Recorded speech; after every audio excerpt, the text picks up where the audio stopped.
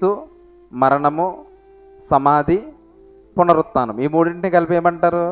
సువార్త అంటారు. అంటే క్రీస్తు మన పాపముల నిమిత్తం చనిపోయారు, మన పాపముల నిమిత్తం సమాధి చేయబడ్డారు, మరలా తిరిగి మూడవ దినాన్న పునరుత్థానుడై లేపబడి తండ్రి దగ్గర ఉన్నాడు. ఇదే సువార్త. ఇప్పుడు ప్రతి ఒక్కరి జీవితంలో జరిగేదేంటి?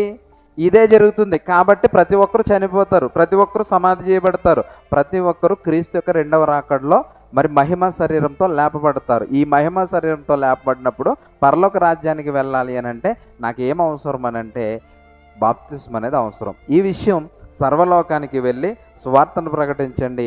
ఇలా ప్రకటించినప్పుడు ఎవరైతే ఈ మాటలు విని మారు మనసు పొంది రక్షణలోనికి వస్తారో వాళ్ళు ఏమవుతారు అని అంటే రక్షింపబడతారు. రక్షింపబడిన తర్వాత ఈ లోకపు భక్తి విషయంలోనూ ఈ లోక ఆశీర్వాద విషయంలోనూ దేవుడు మేలు చేస్తాడు.